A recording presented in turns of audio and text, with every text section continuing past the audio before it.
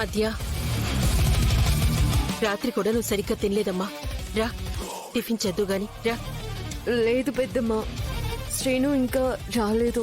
వస్తాళ్లేమ్మా, సీన ఏం చిన్నపిల్లాడు కాదు కదా. అది కాదు పెద్దమ్మ, చారు కూడా రాలేదు. రాత్రంతా చారు ఎక్కడికి వెళ్ళిపోయిందో ఏంటో, అసలే దానికి కళ్ళు కూడా లేవమ్మా. పాపం చారుకేమైందో ఏంటో. ఏ పాపిష్టోళ్ళ కళ్ళల్లో పడకుండా ఉంటే అంతే చాలు. ఏమ్మా, రాత్రి హాయిగా పడుకున్నావా ఆద్య? లేదమ్మా, ఆద్య కళ్ళు చూస్తుంటే అసలు పడుకున్నట్టే లేదమ్మా. మనం చారు గురించి ఆలోచించినట్టు ఆద్య సీను గురించి ఆలోచిస్తుందేమో.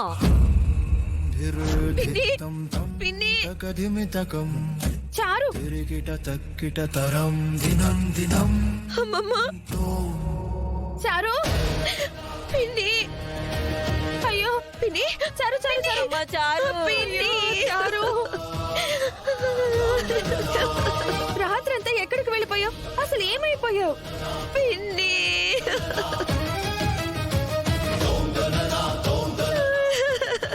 చారు,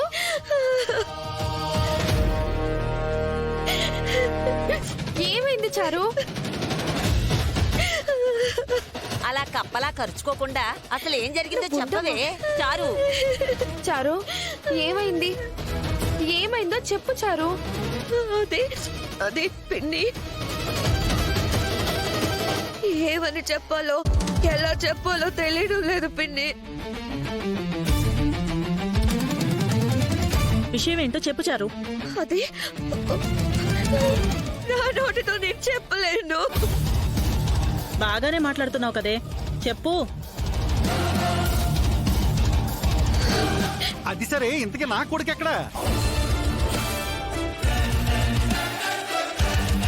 ఇంకాసేపు ఉండండి, బిడ్డ అసలే అల్లాడిపోతుంది. అల్లాడిపోతుందో నా కొడుకుని అల్లాడించిందో ఎవరికి తెలుసు? మీరు నోరు మూసుకోండి.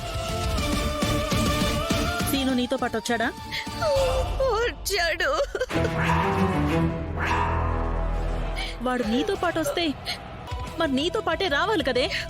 ఏడేవాడు? ముందు ఆ ఏడు పాపి చెప్పు చారు. ఆకొచ్చి ముళ్ళు మీద పడ్డా